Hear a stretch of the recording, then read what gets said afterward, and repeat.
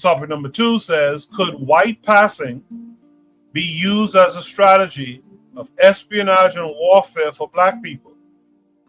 Could their could their reward be the acceptance of these individuals? That's a very interesting topic. I didn't catch that second part when I first saw this. Could white passing be used as a strategy of espionage and warfare for black people? And could they be rewarded by the acceptance from black people? That's a very interesting conversation. Let's this comes with a prompt that's going to take us to YouTube again.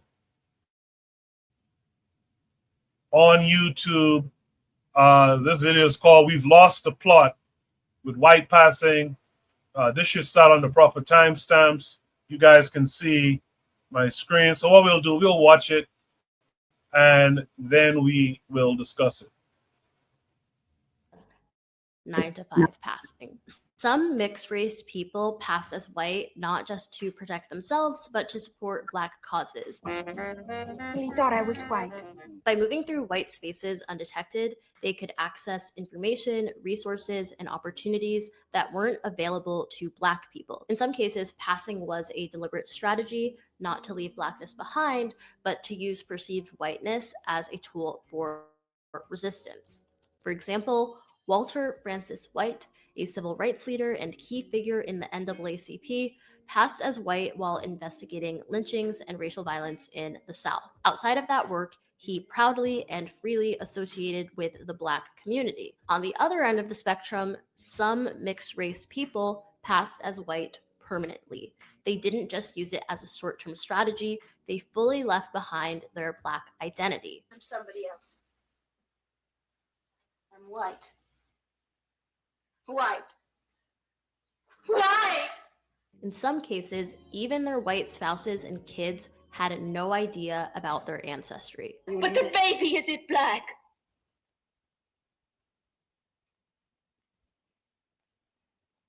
This kind of full-time passing was recently brought back into the spotlight as a major plot point in Ryan Coogler's historical horror vampire slasher Sinners. The movie follows Smoke and Stack, identical twin brothers played by one Michael B. Jordan. After making a killing as gangsters in Chicago, the brothers returned to their hometown of Clarksdale, Mississippi to start a juke joint. Basically, the club before it was the club. In the club, we all fam. It's 1932, and they're in the... All right, my computer's acting up. Yeah, I went a little past the timestamp there, but the idea is a very interesting one. Could white passing be used as a strategy of espionage and warfare for black people? Could they be rewarded with the acceptance by other black people? That's a very interesting prompt. And I hope you guys got the gist of the attachment with it. Trigger Happy adds, so basically what I'm asking, because this is his prompt, can we use these individuals as spies or part of African intelligence agencies? As much as we reject white passing, we never think about this aspect. So let's talk about it. Buana, what say you to this? Koku, this is a very unique question. I never thought about it. I never really thought about it. So the only thing I would say, I give my best try to respond to it. The thing with white passing is what's gonna happen when we're in an information age right now, okay? And people look up all kind of things in terms of a person's background. So what is gonna happen when someone who looks phenotypically white and get in a position of authority or power or influence? They look up your background. They look up who you're associated with. They look up your friends. They look up your cousins. They look up family members. Look what they did to Barack Obama. They went all the way to Kenya. you know, to show that he was a Kenyan citizen rather than an American citizen. So I don't know that if this will be kind of effective in 2025 because of the information age. Nothing is a secret anymore. So I wouldn't know how to do about answering this question. Maybe Anthony would be able to answer it much better than I could because I really don't know. I don't have an answer for this one. I gotta see.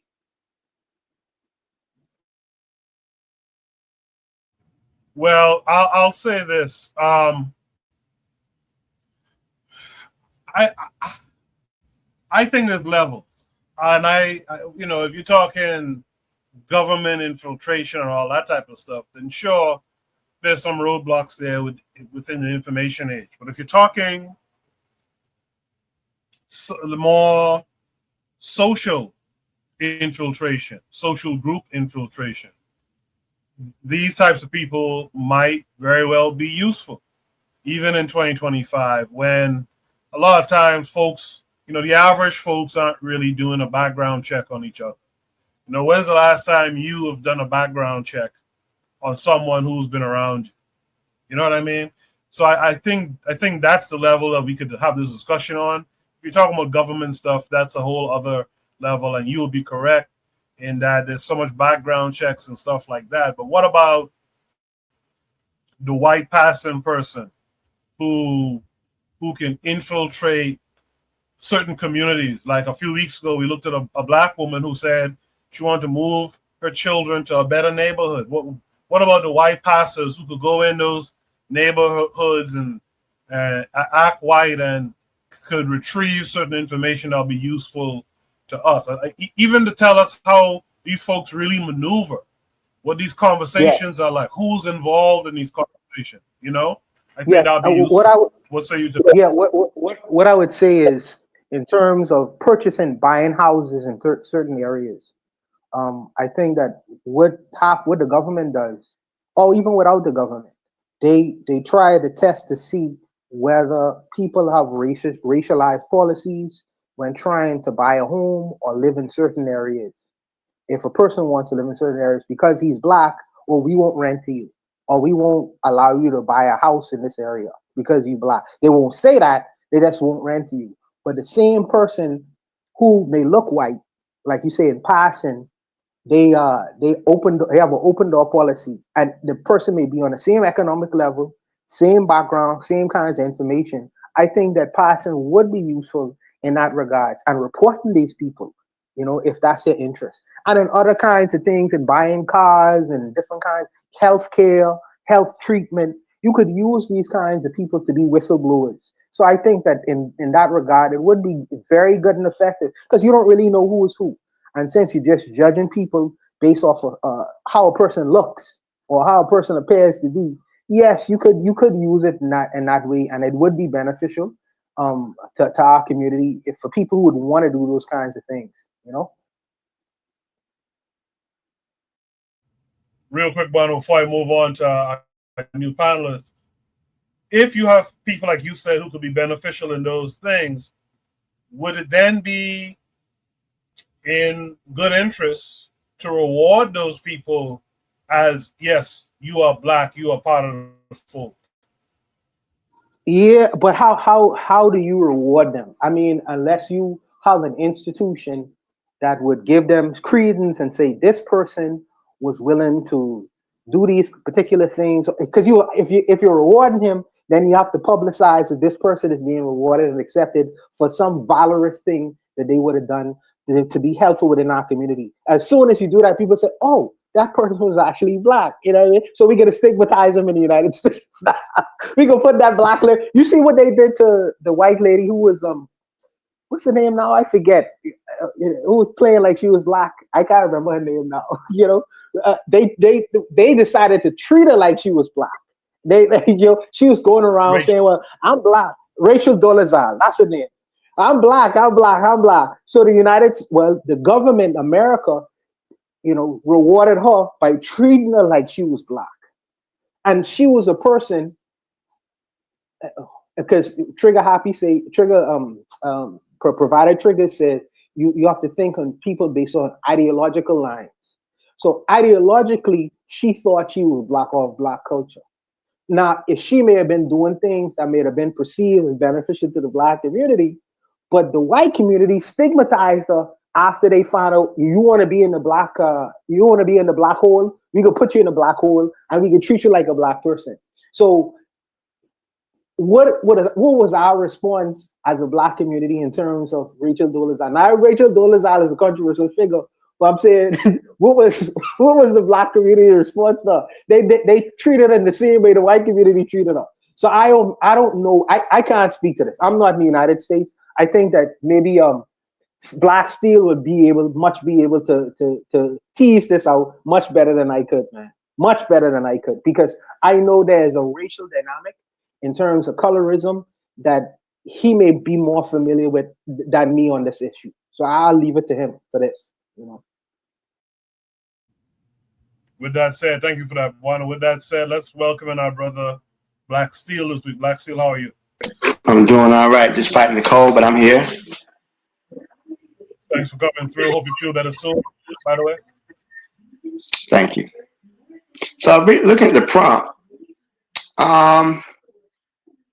So let's say this hypothetical African intelligence agency exists, right?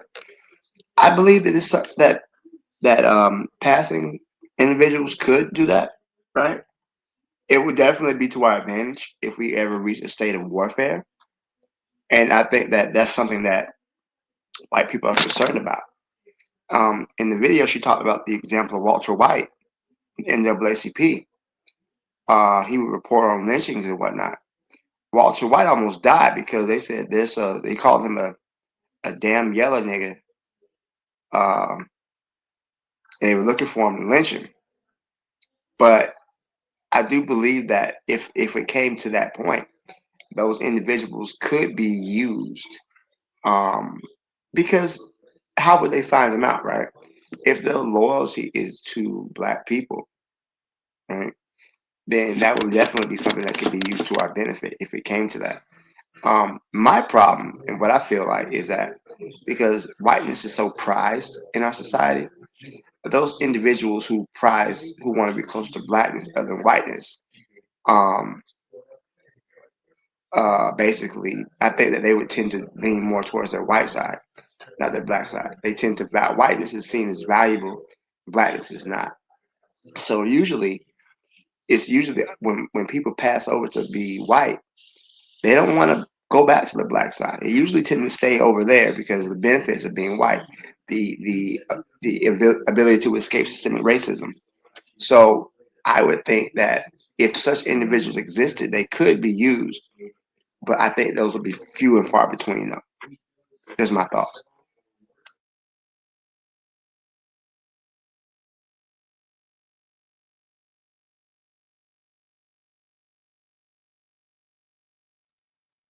Sorry about that. I was there pouring a drink. With that said, let's welcome in our brother Anthony McPhail this week. Anthony, how are you? Hey, what's going on, Coco? How you doing, brother? I'm hanging in there, man. Thanks for coming through. How are you? Yeah, me too, man. And hey, what's going on, Buana and Black Steel? How y'all doing, too, brothers? I'm doing What's good. How going about on? yourself? Yeah. Hey, you know what? I like what Black Steel said. You know, like they few and far between.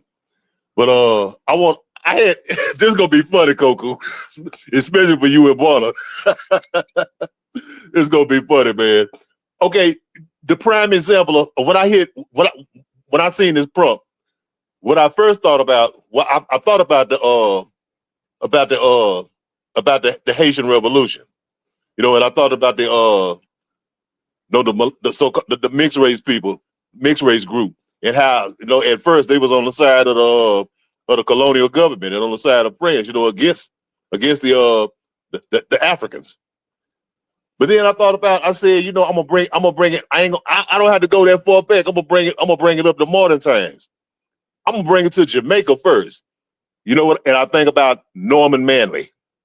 Remember Norman Manley was the prime minister of Jamaica, and then his son later, Michael Manley. You know, who was in that class of that mixed race class.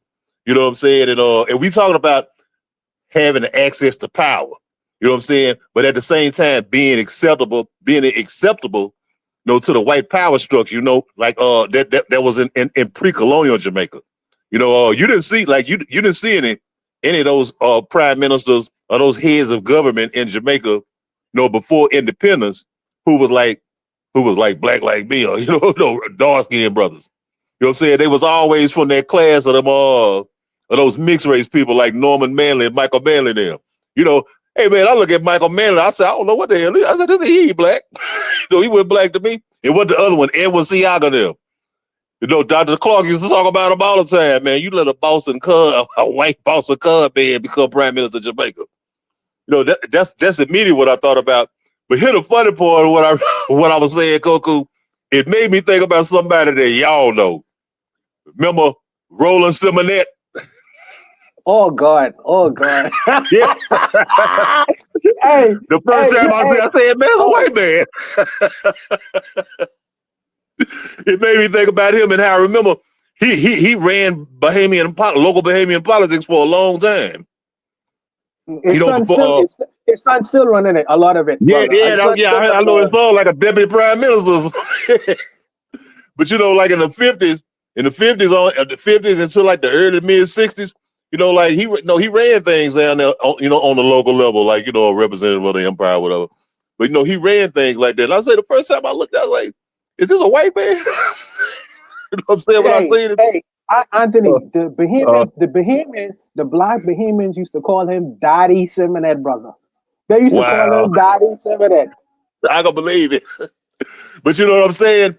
I know it's fun. It's a little kind of, I was having a little fun, but it also relates to the subject too, man, because we were talking about like the proximity to power and everything. Can that be used?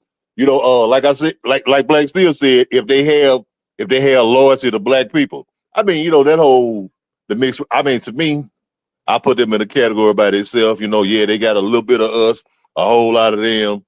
I don't. So, that's a tough topic. I don't about the. Are they black or are they white? To me, they are who they are. But I'm just saying, if we could get some that have a loyalty to us and that's in alignment with us, yeah. But like Black Steel say, man, I think it's few and far between. But I just look at those characters like Roland Simonette, in the Bahamas, and more so like Michael Manley. At least he did. He had, he took a revolutionary stance for a minute, and I think that he drawed a lot of his power base from the grassroots, from the black people in Jamaica and everything. And then, when the folks got on his ass, though, he kind of started changing his story a little bit. But and that's just the crapshoot right there. That who they gonna be loyal to. They go, when they get to sitting down talking in a room with white folks, people who look damn near like them, they're gonna feel like they got more in common with them or with our black ass. You know what I'm saying? And that's the crapshoot right there. But yeah, man, I think it's like I pretty much agree with Black Steel though, man. It's kind of like few and far. It's few and far between. But it's it's a complicated thing when you get to talking about that, man. Are they black or whose side they on? But me, I kind of like, I don't know, man. I never really trusted them like that because in my mind it always sticks out what they did in the Haitian Revolution. But yeah, man, it's an interesting topic though, man. I ain't mean to talk about about the Bahamian legend like that. Hey, Anthony, I'll tell you a good story. By the way, there's an interesting documentary on Netflix right now. They talk about the Hurricane Katrina, and my mind went on you because they're mainly focusing on the black people during the time of Hurricane Katrina. I don't know if you watched it yet, but I thought about you because they go through all the details of what happened to the black folks down there. It's a horrible story, man. But I don't know what your thoughts would have been on that. I don't know if you watched it yet. But let me tell you a story about. I'm sorry, but go ahead, bud. Yeah, a quick story about Roland Simonette. It said that how Kennedy, the president of the United States, got his money because his daddy was a rum runner, right? Mm-hmm. He used to bring rum in from the Caribbean into into the United States. That's how he got his money. But they don't tell you that Roland Simonet and Kennedy Daddy used to do business together. They was compadres. That's how they got that's how they built their economic empire. So it's just so happened that because he had that money, he was able to draw a lot of influence. What went on in the United States went on in the Caribbean as well. So, after the fact, because he had the ability to bribe people politically or whatever, people had the view, oh, this guy he's our daddy, because he's bribing us, he's giving us money. He built his influence like that. But it just so happened that there was a real relationship between the Kennedy father and Roland Simonet. They was doing business together, brother, in rum running. It's interesting history. Yeah, I think I kind of read a little bit about how it was kind of a thing in the Bahamas. You know how a lot of people in the Bahamas profited off of that. Like some people, now people who was into that. Yeah, but no, I haven't seen it. I haven't seen it, man. I've heard everybody else talking about it, but I a lot of people that I know don't even want to see it, man. I'm talking about people from New Orleans. But what happened? See, after Katrina, about 30,000 people from New Orleans came to Shreveport. About 30,000. You know what I'm saying? And I got a chance to talk to people, from New Orleans, and they were telling me, up close and personal, firsthand things about it. So, I pretty much, no, I can't sit up here and say I know everything, but, I got that word from a lot of them who were there, who during the Hurricane Katrina, man. But yeah, man, that was an interesting story about Simonet, man. I knock off, man. Thank you, Coco. Yeah, I need it surprised me today. I didn't expect Daddy Simonet to come up. He was the first premier of the Bahamas. I didn't expect him to come up. I would have quicker expect what's his son name again? Brent. Brent Simonet to come up. But okay. Buana give you some history there about that family and how they have power like that down there. In the chat, Trigger Happy 262 Plus says Haitians use mixed race prostitutes for espionage. Probably the only instance to where interracial is acceptable. He says, now I don't know about white passing bad leadership. I'd let them do only dirty work. I agree with that as well. Provide Trigger says, I can see them being useful too in identifying those from our race who betray us. Given that Africans generally strive on being validated by the white gaze, I can see their infiltration of black corrupt spaces. Absolutely. With that said, let's welcome in our brother Bakari this week. Brother Bakari, how are you? I'm great. What's going on, everybody on the panel in the chat? Coco, did you get my text I sent you earlier? I saw the text. I wasn't able to open the thing yet. Oh, okay. I saw the text. I found a way. I found a way to send it to you. But I wanted to come on here when Bawana mentioned what's her name, Rachel Dolezal, and he say black people treated her like white people did, and white people treated her like a black person. Well, black people turned on Rachel Dolezal because they found out Rachel Dolezal had sued the HBCU for racial discrimination. While she was trying to be black passing, she actually sued a black college for racial discrimination. I want to say it was Howard. I can't remember. That's what turned some black people away from Rachel Dolezal. Now, do I think you can use somebody that's white passing to work with you? Yeah, if they mixed, but they white passing and they raised around us and we raised them up from the time we little. It's just like anybody else, right? Like we always. I remember one time, Coco, you showed a video. I forget this young black man, and I forget what it was he did. And Zulism was around then, and Zuli was like, "But the question is, how do we keep him and not have him go to the white folks?" Well, he young now. He was about, I think that he was about 15, 16. Well, it's our job to take care of them, so they'll know they will be taken care of if they work with us. Our problem is we just think somebody's going to do it on the strength of being black. So if somebody's mixed and white passing, shit, I grew up with someone who was mixed and white passing and would never say she's white. You wouldn't, if you see her, you would most definitely think that she was white and never seen her white family. But you find somebody like that that's just raised around black people, they gonna do things for black people. And I understand when people say uh they don't trust the mulatto, and I understand why people don't trust the mulatto. But if you raise them up, matter of fact, there's a guy on I can't even think. Uh he used to be on YouTube. He used to be over there with Sarnetta them. I don't watch them no more, but Baba TV every time fire.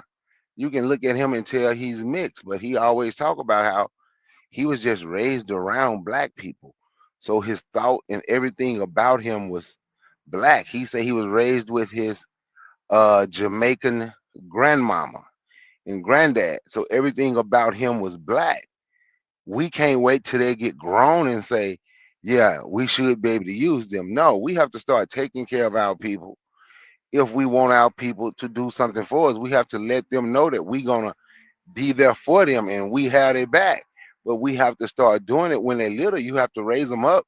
You have to raise them up to do it. You can't wait till they turn 20, 25 and say, yeah, now they should want to do that. No, because now they're at the age where shit, these the people that giving them the job, or these the people that asking them to work against us, and they are giving them all this money. I'm just saying, giving them a lot of money now.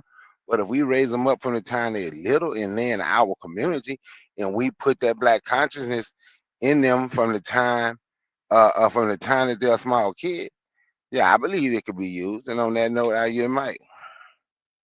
Bakari, Bakari, there's a woman. I think she ran for the presidency. I think her name is Nikki Haley. All right, her I think that her origin maybe Indian or white. I don't know, but she changed her name. But her father was a professor at a HBCU. She grew up around black people, brethren. You know what I mean? And she's one of like these biggest Republican kind of right wing people, bro. I don't know. You or even Clarence Thomas. Clarence Thomas grew around black people, and he's the whitest man on the planet. I don't know. I don't know if, like you say, it has to be consciousness, I'm and saying, that's important. but I'm gonna ask, but did anybody teach them consciousness? Like Consciousness is important. I know, Absolutely. yeah, and I know a lot of people, black as Clarence Thomas, that gonna choose their side. The ambassador to the Bahamas now, Herschel Walker. Look at him, but he wasn't raised with a black conscience. He wasn't raised to be taught about the black struggle. If you listen to him talk, what Herschel Walker said, he was raised to respect more. What he say when they ask him about reparations? If you give, talking about the black people deserve reparations. What about the white people? They did lose their property. That was his consciousness. But if we get them when they little, and according to him, he got this stuff from his grandmama. So but I'm saying if we get them and teach them while they are little and start teaching them, I ain't saying it's gonna work with 90% of them, or maybe even 50% of them. But I do think if they're just raised around black people, I mean, I'm saying raised around black people with black people who's trying to do something to fix black people economic, She injured. social, and political, and you teach them about that from the time they're little, I believe you can. That's just me. I believe there's gonna be some you can use because you taught them from the time they were little. Because you ain't just teaching them about me and you, who both parents are black.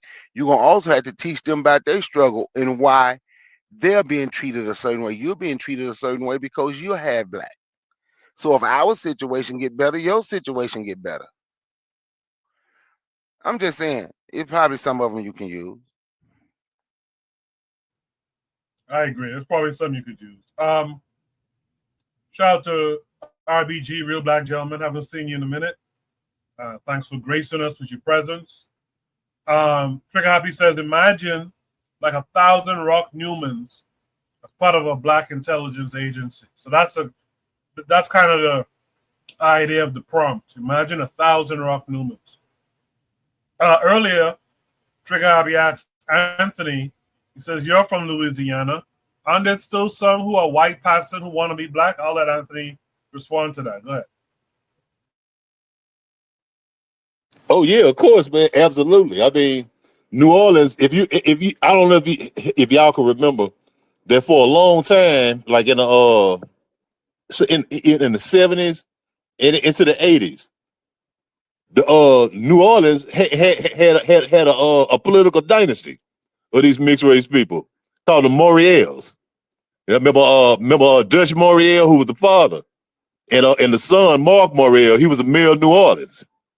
And then later you had another one of them, one of those people of color, those the gender color, the mixed race, the Creoles, Ray Nagins, who was the mayor of New Orleans when the levee broke, when Hurricane Katrina, they knocked his ass up. But yeah, Ray Nagins was one of them. But yeah, they got it's plenty of them here, man. There's some live right up here in Shreveport where I live at, I mean, they the Lafitte family, and all their whole clan. Yeah, there's plenty of them here, and a lot of them have had a lot of positions. Like we had one named Gregory Tarver, who was here in Shreveport, who was like a city councilman here in Shreveport, and was a mover and shaker for a long time, for like 25, 30 years. So yeah, they still here, man. They plenty of. You used to have them in Atlanta and Washington D.C., like running a black political scene. You don't see it so much like you used to. But yeah, we still have them here though. They are part of the fabric of Louisiana now. So some people would say. But yeah, we still have them. Anthony, what Ray Nagin passes Hey, for? okay. He's a Nagin. He's a Nagin. He don't look like no white. No, I didn't say he was white passing. I said he's a Okay. Creole. Oh, okay. No, he's a They kind of Creole. like some of them kind of like white passing, ain't they? Yeah, I'm some just of asking. you have some of them darker than other ones. Some of you have light skinned Creoles and dark, but they all from that family. From that old Oh, those old French old people of color in New Orleans who at one time was the black elite in New Orleans, the wealthy class of black people, who spoke French, had French names, and worshiped everything French. Yeah, that's what they was a part of, though, man. hey, hey, I'm gonna say this, and I got to get off because I'm out and about, but I'm gonna keep listening. Then I'm gonna come back when I make it to my house. But this guy, and I got to get his name. As soon as I say but I'm gonna give you an example. I'm gonna find his name and put it in the chat. I'm gonna give you an example of somebody who white passing, who really went all out, did everything he could for black folk. He literally fought the Klan and killed Klan members and all that in Mississippi. But I saw this dude, my homeboy from New Orleans, be telling me about him. I saw this dude. I'm like, man, this dude ain't got no black in him. But then when I started reading, he came from a line of where some of those Creoles come from, just mixed race, and but he only claimed black. But he used his skin to get in and learn things, and literally fought the Klan in Mississippi. They doing something for him. They building something for him in Hattiesburg, Mississippi now. But he literally fought the Klan in the late 50s and 60s. He ended up but he literally did that for black people. And I'm gonna get his name and I show him, and you see him, you're gonna like, he just a white dude. And it's this one preacher everybody talk about. I can't even think of his name now either. Oh my goodness. Had the straight hair, everything. Everybody know. Bishop Henry McNeil Turner was the prime example. And it's another one. Oh man, I can't think of his name. I had a brain for it, probably because I'm out and about. But I'm gonna keep listening because I got to go pick this stuff up. Then I get in my car. When I make it home, I'm gonna get back home. Peace and one love. I'm gonna be back though. Appreciate that. Lastly, Trigger Happy in the chat says, also, this is a better way of finding quote unquote white allies, because white allies are always going to have an incentive to defend their race, which is why they aren't allies. Does anyone on the panel have any last thoughts on this prompt? Yeah, Koku. You're a New Yorker, by the way of Bahamas. What I'm saying, there was this okay, I'll go on to say it. There was this brother. He was from Florida originally, back in the 19th century, but he moved to New York, and New York. There was a black newspaper back then called the New York Age. Have you ever heard of it? Any studying about it? It was called the New York Age. But anyway, he was a He was he was a news editor, and his name was T. Thomas Fortune. His name was T. Thomas Fortune. You ever heard that name? Okay, with T. Thomas Yeah, I heard that Fortune. name before. I heard that name Yeah, before. okay. With T. Thomas Fortune, if you look at him, he was one of those white passing guys. You know, I mean, I guess you had to squint your eyes real good to see the black in him. But no, he was one of those guys, and he actually he's a good example. Like I said, also Bishop Henry McNeil Turner, but because he was one of those white, he looked white, but you know, he was one of the pioneers of the Back to Africa movement before Garvey them. But T. Thomas Fortune, no, he was a guy. He created an organization in 1893. I want to say in 1893 that was called the Afro-American League. You know, he created this organization called the Afro-American League in 1893. And you know how they like to say they only start calling us Africans and with Jesse Jackson in 88. Well, he created that organization way back then. And he was one of those guys, one of those white passing looking guys, man, you know, who actually did a lot, you know, worked a lot on the behalf of black people. You know, I just wanted to throw his name out there. T. Thomas Fortune. I'll be looking him up. I never came across that name. I appreciate that, Anthony. So you know what? We'll go to Shoot the Breeze. Topic number 3 for tonight. Shoot the Breeze topic number 3 says